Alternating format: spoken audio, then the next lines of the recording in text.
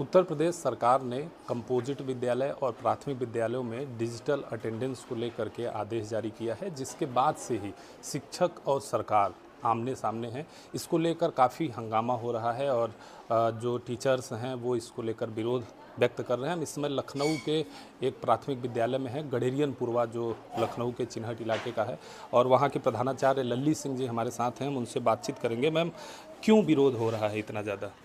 Sir, पहली बात तो हम स्पष्ट कर दें कि हम लोग ऑनलाइन अटेंडेंस का विरोध नहीं कर रहे हैं। हम बिल्कुल देने को तैयार हैं। हमारा विभाग हमारा सहयोग नहीं कर रहा है। हमारी कुछ प्रॉब्लम्स है, उनको सॉर्ट आउट करिए, हम अटेंडेंस देने के लिए सहर्ष तैयार हैं। तो जो डिजिटल अटेंडेंस के लिए जो नियम आए हैं उसमें कहाँ खामियां हैं जिसकी वजह से इतना विरोध हो रहा है पूरे प्रदेश में?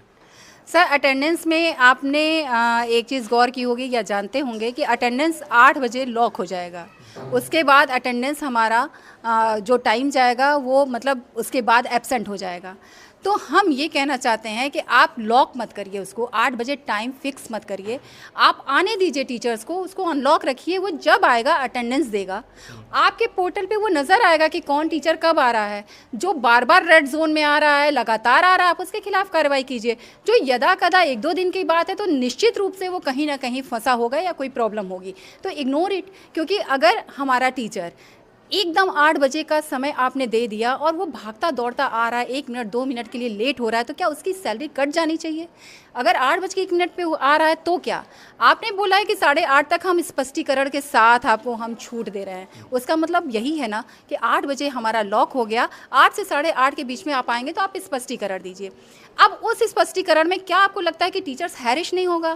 क्या आपको लगता है कि उसको दौड़ाया नहीं जाएगा? क्या आपको लगता है कि जो वो अपनी स्पष्टीकरण को देगा उससे हमारा अधिकारी संतुष्ट ही हो जाएगा? क्या 8 बज के 1 मिनट पे आने वाले को भी स्पष्टीकरण देना चाहिए? क्या इतना भी मानवीय आधार पे हमको छूट नहीं मिलनी चाहिए? हमारे स्कूल में अभी हमने कुछ दिन पहले हमारे स्कूल में एक बच्चा गिर गया, उसका हाथ टूट गया था। मैं उसको लेकर के अपने घर से ड्राइवर बुलाई, लेकर के हॉस्पिटल गई, उसको प्लास्टर चढ़वाया हमने।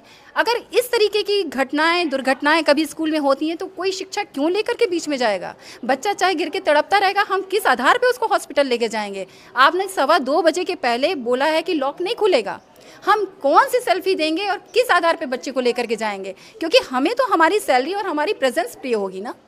आपने इस तरीके इस किनारे पे लाके खड़ा कर दिया हमें कि हम मानवीय संबंध ही भूल जाएंगे। कोई शिक्षक रास्ते में पड़ा गिरा है और एक्सीडेंट में पड़ा हुआ है, हम उसके लिए रुक ही नहीं पाएंगे क्योंकि हमें तो अपनी सेल्फी नज़र आएगी। तो प्लीज़ मानवीय आधार पे कुछ चीज़ें समझिए। अगर बीच में हमको किसी बात पे जाना है कभी, तो हमको हाफ सी एल प्रोवाइड नहीं की गई है, कुछ भी ऐसा प्रोवाइड नहीं किया गया है। साथ में हमको केवल 14 CL मिलती हैं। 14 CL पे किस तरीके से हम 12 महीने काट सकते हैं? हमारे घर शादी ब्याह, जीना मरना, ये सब कैसे हो सकता है? हमको साल में सिर्फ 1 EL मिलती है, जबकि हर विभाग में 30 EL मिलती हैं। तो आप हमारे ऊपर क्यों इतना मतलब, जबकि आप एक बात जान लीजिए, आज आपको हम बताते हैं कि जो भी हमारी गवर्नमेंट सपने देखती है, ज़मीन पे उतारती है, कोई भी योजना उसकी होती है, उसमें हमारे भागीदारी के बिना वो योजना सफल नहीं होती है। आज अगर हमारा देश पोलियो उन्मूलन से मतलब पोलियो से मुक्त हुआ है तो 90% हमारी भागीदारी रही है। हम घर घर जा कर के पोलियो लगाएं, ड्रॉप पिलाएं बच्चों को, और पीठ भले थपथपा ले स्वास्थ्य विभाग, लेकिन हमारे बिना कोई काम नहीं हो सकता। मिड डे मील जब आना हुआ तो हुआ कि आपको केवल निगरानी करनी है। आज पूरा कुछ हमारे शिक्षक पे थोप दिया गया। वो अगर सब्जी लेने जाएगा, गैस लेने जाएगा तो चोर माना जाएगा। टाइम एंड मोशन में कहा जाता है कि आप छुट्टी के बाद स्कूल में काम करवाइए। आप खुद सोचिए, 3 बजे कौन सा लेबर हमारे लिए बैठा होगा? छुट्टी के दिन काम कराइए। एक संडे को हम एक रूम में पुताई कराएं, अगले संडे को अगले रूम में पुताई कराएं। ये किस तरीके की बातें आप लोग कर रहे हैं, खाली इसलिए कि हमको चोर साबित करना है? हम बीच से निकले किसी भी काम के लिए तो चोर हैं। PFMS प्रणाली में हमको बैंक में जमा करना होता है कागज़, हम कब जाएंगे जमा करने? 3 बजे के बाद? शाम को हम स्कूल में काम करा रहे हैं, हमारी सिक्योरिटी की जिम्मेदारी कौन लेगा? ये किस तरीके की बात हो रही है? आपने बताया कि पढ़ाई के साथ साथ जो बच्चों को आप लोग पढ़ाती हैं उसके अलावा भी बहुत सारे सरकार ऐसे काम लेती है, तो उससे पढ़ाई पर भी प्रभाव पड़ता होगा? सर अच्छा आप ही बताइए, हमारे तमाम ऐसे स्कूल हैं जहाँ पर हमारे टीचर्स मतलब एक दो को छोड़ करके पूरे के पूरे BLO बन जाते हैं और उनको जब सरकार को ज़रूरत होती है उनको पूर्ण मुक्त करा दिया जाता है। ऐसे में एक या दो टीचर, वो भी प्राइमरी सेक्शन जहाँ हर एक क्लास के लिए एक टीचर कंपलसरी है, तब हम उन बच्चों को संभाल सकते हैं। कैसे मैनेज करेगा टीचर? जनवरी आती है, सारे जितने भी ट्रेनिंग्स होती हैं हमारी उसी समय कराई जाती हैं क्योंकि मार्च में पैसे लैप्स होते हैं या जो भी रीज़न हो। जनवरी से लेके मार्च के बीच में सारी ट्रेनिंग्स होती हैं हमारी। हमारा आधा टीचर ट्रेनिंग में चला गया, उसी दौरान बोर्ड परीक्षाएं होती हैं, हमारा आधा टीचर बोर्ड परीक्षा में चला गया और वही वक्त होता है जब हमें अपने को सोसाइटी में दिखाना होता है हम क्या आउटपुट दे रहे हैं। तब हमारे पास गार्जियन आते हैं अपने बच्चों को लेकर के अपने एडमिशन के लिए। हम क्या दिखा पाते हैं? कभी सोचा है किसी ने हमारे दर्द को? हमें जगह जगह भेज दिया, लेकिन हम अपने स्कूल में गलत साबित होकर, चोर साबित होकर के खड़े रहते हैं। आपने मैम आउटपुट की बात की, तो ये जब नियम आया तो स्कूल, इसके बाद से सोशल मीडिया पे एक सवाल बहुत ज़्यादा हो गया कि जो प्राइवेट विद्यालय हैं उनका आउटपुट और जो प्राथमिक विद्यालय जो सरकार द्वारा संचालित है उनका आउटपुट, दोनों में बहुत ज़मीन आसमान का अंतर है। इसको लेकर क्या कहेंगे? सर बिल्कुल हम कहेंगे कि फ़र्क होगा और नज़र आता होगा लोगों को, लेकिन जो आप देखते होंगे जो भी बड़े स्कूल हैं वो एकदम एक सेंटर पे स्थापित हैं, वहाँ से वहीं पर चारों तरफ से लोगों को आना है।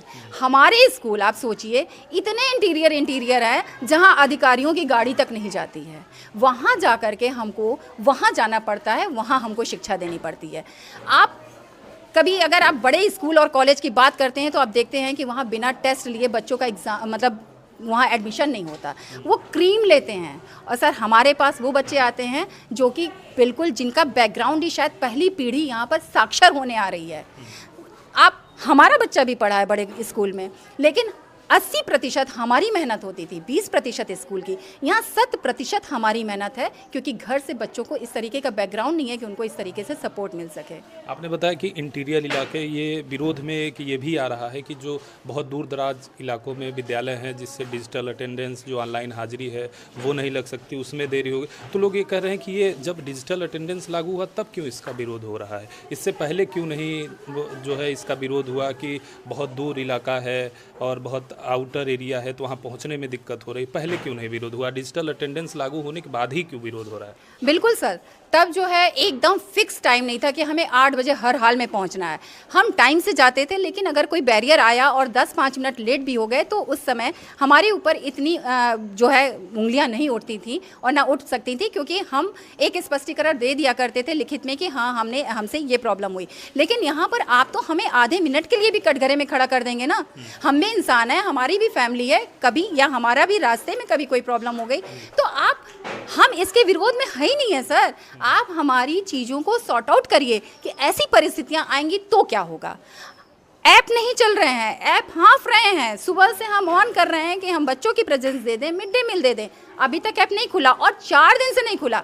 ये परिस्थिति हमारे अटेंडेंस के समय होगी तो कौन इसका जिम्मेदार होगा? जो आप लोग को टैब दिया गया है उसमें जो ऐप प्रोवाइड है, जिससे प्रेरणा है ऐसे जिसमें अटेंडेंस लगाना है, वो एप्लीकेशन काम नहीं कर रहा है? सर उसी की मैं बात कर रही हूँ। उस ऐप पे हम मिड डे मील डेली भेज रहे थे, बच्चों की प्रेजेंस भेज रहे थे, लेकिन 4 दिन से वो ऐप खुल ही नहीं रहा है। आप चाहे तो अभी भी ट्राई कर सकते हैं, वो ऐप नहीं खुल रहा है, बस वो बैक हो जा रहा है खोलते समय। और जब ये हमारे प्रेजेंस के समय होगा, चलिए बच्चों की प्रेजेंस तो हम पेपर पे लगा दे रहे हैं, अपने रजिस्टर पे लगा रहे हैं, मिड डे मील का रजिस्टर मेंटेन कर रहे हैं, लेकिन जब हमारी प्रेजेंस नहीं लगेगी तो इसका जिम्मेदार कौन होगा? इन सब मुद्दों पे बिना बात किए आप कैसे इस तरीके से हमारे ऊपर कोई चीज़ थोप सकते हैं? कि जो महिला शिक्षक हैं वो अपने सेल्फी को उनको देना है, इसलिए भी विरोध कर रहे हैं ऑनलाइन अटेंडेंस का, ऐसा है क्या? सर सेल्फी तो मुझे नहीं लगता है, ये चूँकि जीपीएस होगा और जहाँ तक अगर ये सेल्फी जा रही है तब तो ठीक बात नहीं है, लेकिन अगर ये ऑनलाइन में ऐसा है कि सेल्फी कलेक्ट नहीं हो रही है तो फिर कोई बात नहीं। लेकिन वो तो बात का मुद्दा है, हमें पता चलेगा कि सेल्फी जा रही है कि नहीं जा रही, कैसे जा रही, क्योंकि अभी तक हम लोगों ने प्रेजेंस दी ही नहीं है। बट पहले स्टेज के बैरियर्स हैं उनको तो सॉर्ट आउट किया जाए। हमारे लिए कम से कम ईएल की व्यवस्था, हमारे लिए हाफ लीव की व्यवस्था, कभी स्कूल में किसी बच्चे को कोई प्रॉब्लम हो गई तो कैसे किस बेस पे ले जाएंगे, पहले हमारी जो शंकाएं हैं उनको तो दूर करिए। आप इतने बड़े एक हम कम नहीं है संख्या में, हम 6 लाख से ज़्यादा हैं। आप किसी भी एक बड़े तंत्र पे आप किसी चीज़ को डालने जा रहे हैं, थोपने जा रहे हैं, बिना किसी उसकी शंका को ख़त्म किए। पहले शंका तो ख़त्म करिए। हम तो यहाँ से अपील करना चाहते हैं अपने विभाग से, अपने उच्चाधिकारियों से, अपने मुख्यमंत्री महोदय से, माननीय मुख्यमंत्री जी से, कि हमारी समस्याओं का समाधान करिए। हम खड़े हैं सेल्फी देने के लिए, ऑनलाइन अटेंडेंस देने के लिए, लेकिन जब तक हमारी समस्याओं का निराकरण नहीं होगा तब तक नहीं। क्या क्या मांगे हैं आपकी? आखिरी सवाल। आखिरी सवाल अगर आप कहें तो मैं बताना चाहूँगी कि पहले तो हमारा जो टाइम को उन्होंने फिक्स किया है उसको हटा दें, यानी कि उसको जब भी टीचर आया जाए लॉक करें, आप अपने पोर्टल पे देख करके और आप डिसीज़न लें। अगर 3 दिन हम लेट पहुंच रहे हैं तो 1 CL काट लें, सैलरी नहीं काटें। उसके अलावा हमको हाफ CL की व्यवस्था हो कि स्कूल से अगर हमें कभी जाना हो, बाई चांस कभी हम पेरेंट्स मीटिंग में चले गए और आधे घंटे लेट हो गए हम वहाँ पे और स्कूल आ रहे हैं, तो वो हमको सुविधा मिलनी चाहिए, चाहे सुबह का हो चाहे शाम का हो। हमको हाफ CL की व्यवस्था होनी चाहिए। साथ में हमको EL ज़रूर मिलना चाहिए, क्योंकि 14 CL बहुत कम है। आप जानते हैं कि हम भी एक सामाजिक प्राणी हैं, हमारे पास भी परिवार है, हमारा भी अपना एक सोशल दायरा है। जीना मरना, शादी ब्याह, बाल बच्चे, ये सब उसी में हमें देखने हैं। तो हमारे लिए भी मानवीय दृष्टिकोण अपनाया जाए और इन सब चीज़ों पे काम किया जाए। साथ में प्रेरणा ऐप पे अगर आपको लेना है हमारी अटेंडेंस, तो उसको बहुत अपडेट करिए, क्योंकि हमारे यहाँ मान लीजिए 6-7 लोग हैं और अगर यही हाल रहा